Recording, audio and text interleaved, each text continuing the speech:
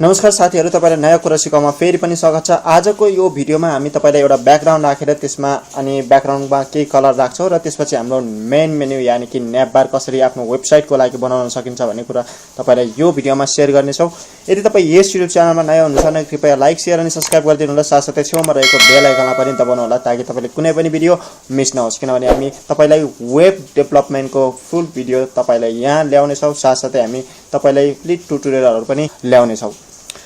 अब सुरु गरौँ। यानी कि आज हामी के कस्तो बनाउँदै छौं भन्ने कुरा तपाईलाई हामी देखाउँछौं, किनभने हामी त्यो प्रोजेक्ट देखाउनु जरुरी छ। किनभने यस्तो बनाउँछौं, यानी कि होम छ, त्यसपछि सर्भिस, अनि यहाँ ब्लग्स, कोड, फिडब्याक, कन्ट्याक्ट अस छ। यहाँ त्यसपछि तपाईले देख्न सक्नुहुन्छ ब्याकग्राउन्ड कलर भनेको हाम्रो येलो छ, त्यसपछि होभर पनि भइरहेको छ। यो कसरी बनाउन सकिन्छ भन्ने कुरा तपाईलाई यो भिडियोमा शेयर गर्नेछौं। त्यसको लागि सर्वप्रथम हामीले एउटा फाइल बनाउनु पर्ने हुन्छ, यानी कि एउटा एक्सटेन्सन बनाउनु पर्ने हुन्छ, HTML एक्सटेन्सन। मैले न्यू गरे, त्यसपछि यसमा कन्ट्रोल एस गरेर अब यसमा म एउटा एक्सटेन्सन बनाउँछु। के गर्छु भने index.html गर्छु। त्यसपछि मैले HTML को फाइल बनाए र CSS को लागि पनि एउटा बनाउँछु, कन्ट्रोल एन अनि कन्ट्रोल एस, यानी कि सेभ गरे। र त्यसपछि मैले स्टाइल गर्छु, style.css गर्छु अनि यसमा कपी गर्नुपर्ने हुन्छ हामी HTML मा लिंक गर्नको लागि। त्यसपछि मैले सेभ गरे र त्यसपछि म के गर्छु भने यसमा के गर्नु पर्यो भने हामीले तपाईले यहाँ देख्न सक्नुहुन्छ, यो राख्नु पर्दैन। यहाँ index.html मा हामी HTML को सिन्ट्याक्स हाल्छौं, यानी कि तपाईले यसमा देख्न सक्नुहुन्न होला, सायद म क्लियरली देख्नको लागि जुम गरे। र त्यसपछि मैले के गरे भने HTML को एउटा डकुमेन्ट लेखे, त्यसपछि मैले इन्टर गरे। हामी के बनाउँदै छौं भने एउटा मेन मेन्यु, यानी कि मेन मेन्यु भनेर पनि भन्न सक्छौं, अथवा त्यसमा हामी नेभबार पनि राख्न सक्छौं। मेन मेन्यु भनेर हामीले राख्यौं र त्यसपछि हामी के गर्छौं भने CSS लिंक गर्न जरुरी छ। यो एक्सटर्नल लिंक हाल्छौं, त्यसपछि हामी यसमा कपी पेस्ट गर्छौं स्टाइल CSS अनि त्यसपछि यहाँ तपाईले देख्न सक्नुहुन्छ हामी सेभ गर्छौं यसरी। त्यसपछि यहाँ तपाईले देख्न सक्नुहुन्छ, यदि यो ओपन इन ब्राउजर यानी कन्ट्रोल एस गरेर ओपन इन ब्राउजर गरिसक्नु भएपछि तपाईले यहाँ देख्न सक्नुहुन्छ हाम्रो केही पनि आएको छैन। अब हामीलाई के चाहियो भन्दाखेरि home, service, blogs, code, feedback अनि कन्ट्याक्ट अस यति चाहियो। भनेपछि यसको लागि हामी के गर्न सक्छौं भने पहिला हामीले घरको डिजाइन बनाउन जरुरी छ। त्यसपछि मात्र हामीले घरको पिलर बनाइसकेपछि मात्र हामीले पहिला वालहरु लगाउँछौं अनि त्यसपछि के गर्नुपर्ने गर्छौं। त्यसपछि अन्तिममा हामीले कलर लगाउँछौं।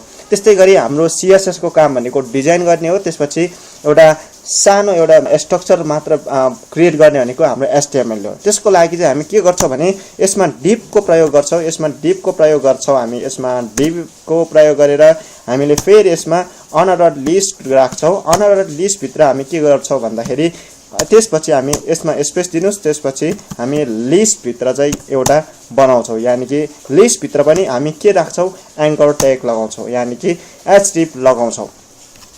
यो href राखिसकेपछि हामी यो कपी पेस्ट गर्नुस्, यो कपी पेस्ट गर्नुस्, किनभने यो कपी पेस्ट कतिवटा भयो हेर्नुपर्छ। अहिले पुगेन भने थप्नु पर्यो, अथवा बढी भयो भने हामी घटाउँछौं। होम छ, सर्भिस राख्नुस्, त्यसपछि अर्को ब्लग्स होला सायद ब्लग्स, अनि त्यसपछि हाम्रो कोड राख्न सक्नुहुन्छ यसमा। त्यसपछि फिडब्याक छ, फिडब्याक, अनि त्यसपछि अर्को भनेको कन्ट्याक्ट अस छ। यो कन्ट्याक्ट अस हामी राख्छौं।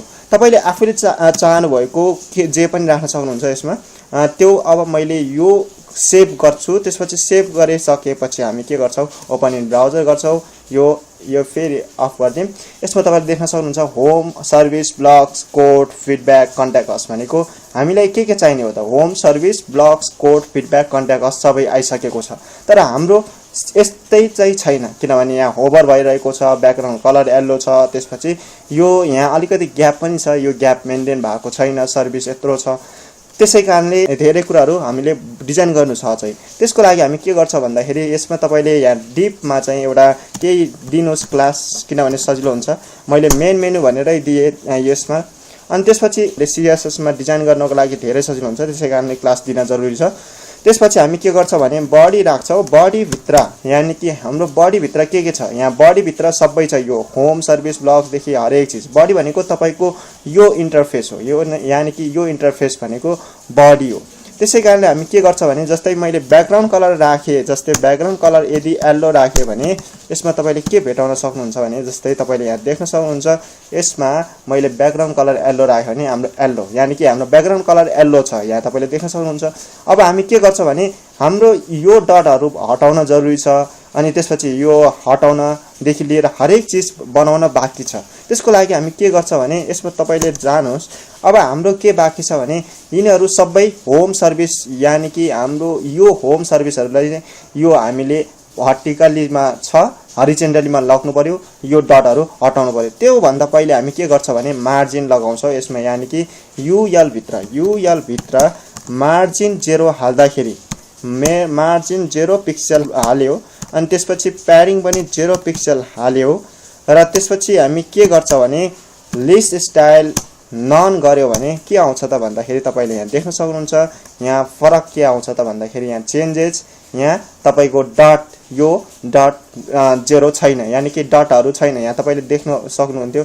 जस्तै तपाईले यदि मैले लिस्ट यहाँ तपाईले देख्न सक्नुहुन्छ यहाँ मैले यदि यो हटायो र त्यसपछि यो मार्जिन हटायो भने के आउँछ त भन्दाखेरि यहाँ तपाईले देख्न सक्नुहुन्छ यहाँ यस्तो यहाँ अलिकति यहाँ मार्जिन तपाईले मार्जिन थाहा छैन भने कन्ट्रोल शिफ्ट अनि आई गर्नु यानी कि इन्स्पेक्टबाट हेर्न सक्नुहुन्छ मार्जिन केलाई भनिन्छ भन्ने कुरा यहाँ तपाईले देख्न सक्नुहुन्छ सजिलैसँग। यहाँ तपाईले देख्न सक्नुहुन्छ मार्जिन भनेको यो हो, यहाँ तपाईले यहाँ जुम गर्छु यसमा भएन, यो मार्जिन अनि त्यसपछि यहाँ बोर्डर छ, बोर्डर पछि यहाँ प्याडिङ छ, यहाँ प्याडिङ छ तपाईले देख्न सक्नुहुन्छ। यो भनेको हाम्रो टेक्स्ट छ यानी कि हाम्रो धेरै जुम भयो, यहाँ तपाईले देख्न सक्नुहुन्छ। यहाँ यो भनेको तपाईको यहाँ सर्भिस होमहरु छ सबै अनि यो प्याडिङ भनेको यो तपाईको ठ्याक्क तपाईको टेक्स्टको बाहिरको र यो टेक्स्टको बाहिरको अनि बोर्डर पछि मात्र लास्टमा अन्तिममा मार्जिन तपाईले यहाँ क्लियरली देख्न सक्नुहुन्छ। तपाईले आफैले प्र्याक्टिस गर्नुस्, हेर्नुस्, फाइन्ड आउट गर्न सक्नुहुन्छ तपाईले धेरै कुराहरु। अनि त्यसपछि हामी के गर्छ भने अब यति काम भइसक्यो। अब हामी के गर्छ भने यो टेक्स्टहरु यानी कि हाम्रो यो टेक्स्टहरु भर्टिकलीमा छ हरिजेन्टलीमा लग्छौ। हरिजेन्टलीमा लग्नको लागि हामी यूएल गर्छौ। त्यसपछि यति गरिसकेपछि हामी के गर्छौ फ्लोट राख्छौ। फ्लोट भनेको यसमा के राख्छौ लेफ्ट राख्छौ। फ्लोट लेफ्ट राखिसकेपछि के फरक देख्न सक्नुहुन्छ भन्दाखेरि तपाईले यहाँ देख्न सक्नुहुन्छ हाम्रो यस्तो भयो। अब यो भइसकेपछि हामी के गर्छौ यसमा विड्थ पनि हाल्छौ यानी कि 200 पिक्सल विड्थ हाल्छौ। विड्थ 200 पिक्सल तपाईले राख्नु भइसकेपछि के फरक देखिन्छ भन्ने कुरा हामीले थाहा पाउँछौ। यहाँ सबै छुटिसकेको छ, यसरी चाहिँ तपाईले देख्न सक्नुहुन्छ। त्यसपछि हामी के गर्छौ हाइट पनि राख्छौ। हाइट राख्छौ कति भन्दाखेरि हामी यसमा 40 पिक्सल राख्छौ यानी कि 40 पिक्सल हाइट राख्दाखेरि के कस्तो भिन्नता देख्न सक्नुहुन्छ भन्दाखेरि यहाँ देख्न सक्नुहुन्छ यहाँ फरक उति छैन। अब हामी के गर्छौ भने यसमा हामीले अलिकति फन्ट साइज राम्रो देखोस् मतलब ठुलो देखोस् तपाईले क्लियरली देखोस् त्यसको लागि हामी फन्ट साइज बढाइदिन्छौ। फन्ट साइज तपाईको 40 पिक्सल अप हाल्दाखेरि हामीले यहाँ फन्ट साइज देख्न सक्नुहुन्छ यो ठुलो आइसकेको छ। र त्यसपछि हामी के गर्छौ भने फन्ट फ्यामिली पनि हाल्छौ। फन्ट फ्यामिली sans serif हाल्छौ। हामीलाई यो चाहिँ राम्रो लाग्छ मलाई चाहिँ। अब तपाईले फन्ट फ्यामिली अर्को पनि राख्न सक्नुहुन्छ। फन्ट फ्यामिली मैले चेन्ज गरे, त्यसपछि मैले अर्को के चेन्ज गर्छु भने यसमा तपाईले यहाँ देख्न सक्नुहुन्छ फन्ट फ्यामिली राखिसकेपछि म ब्याकग्राउन्ड कलर यानी कि ब्याकग्राउन्ड कलर पनि चेन्ज गर्छु यानी कि यस ब्याकग्राउन्ड कलरमा म RGBA राख्छु। त्यसपछि यहाँ के राख्छु भने 0,0,0,3 राख्छु ताकि मेरो ट्रान्सपेरेन्ट जस्तो देखोस्। अहिले पछि यहाँ तपाईले देख्न सक्नुहुन्छ मेरो ट्रान्सपेरेन्ट आइसकेको छ यहाँ ब्याकग्राउन्डमा, तर मेरो टेक्स्ट भने ठुलो भइसकेको छ।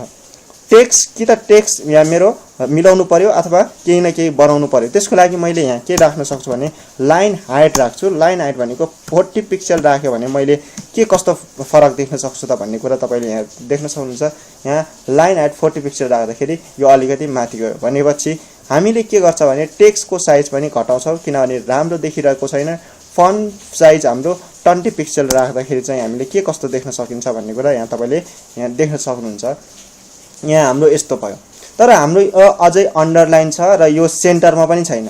त्यसको लागि हामी के गर्छ भने यसमा तपाईले यहाँ यहाँ थप्न सक्नुहुन्छ कोड। जस्तै टेक्स्ट अलाइन यहाँ छ तपाईको, जस्तै टेक्स्ट अलाइन हामी सेन्टर राख्छौ। ताकि तपाईको यो टेक्स्ट चाहिँ सेन्टरमा होस्। जस्तै तपाई यहाँ टच हुन लागेको छ साइडमा, यो अब कहाँ हुन्छ त भन्दाखेरि सेन्टरमा आयो।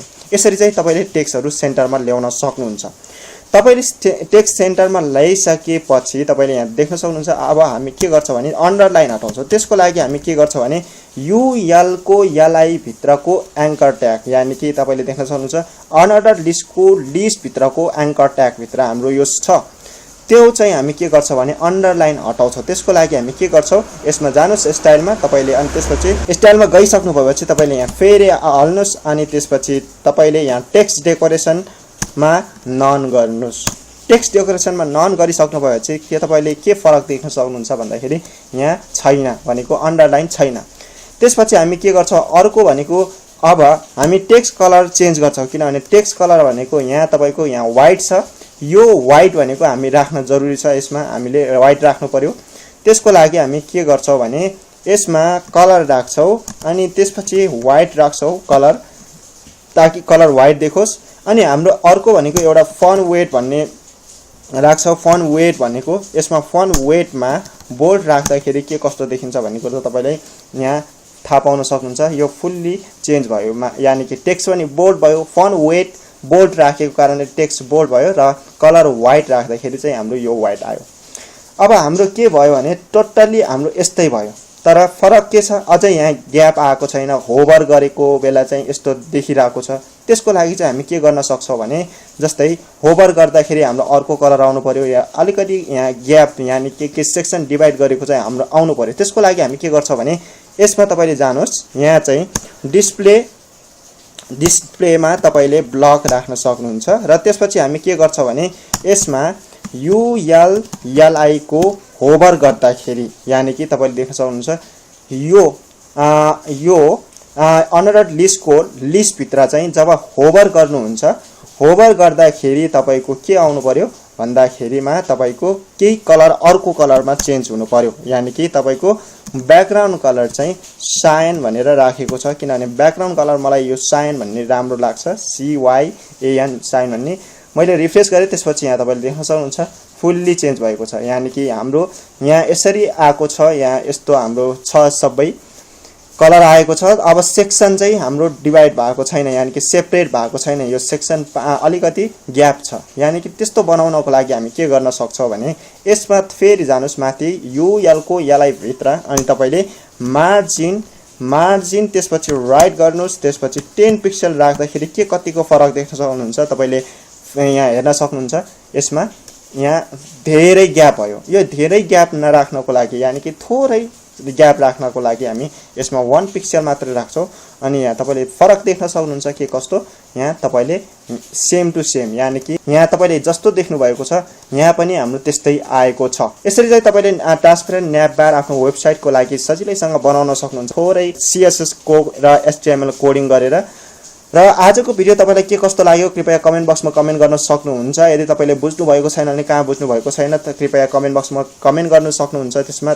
र तपाईले आफैले प्र्याक्टिस गर्नुभएको कोडहरु तपाईले कमेन्ट बक्समा शेयर गर्नुस्, किनभने ताकि अरु साथीहरुले पनि धेरै कुराहरु जान्ने, बुझ्ने, सिक्ने अवसर पाओस्। हामी तपाईको लागि यो कोडिङको सोर्सहरु चाहिँ डिस्क्रिप्सनमा लिंक राख्छौं, र त्यो लिंकबाट तपाईले वेबसाइटमा भिजिट गर्नुस् र कोड लिन सक्नुहुन्छ। र तपाईले आफै प्र्याक्टिस गर्नुस्, एकचोटी यो हेरेर अथवा तपाईले कहाँ बुझ्नु भएको छैन फ्रीली कमेन्ट गर्न सक्नुहुन्छ। र तपाईले आफ्नै आइडिया लगाएर नयाँ तरिकाले नयाँ बनाउनुस्, कोडिङ गर्नुस्, र तपाईले कमेन्ट बक्समा कमेन्ट गर्नुस्। HTML र CSS को कम्प्लिट ट्युटोरियल, यानी कि बिगिनरको लागि कम्प्लिट ट्युटोरियलहरु पनि ल्याउने छौं।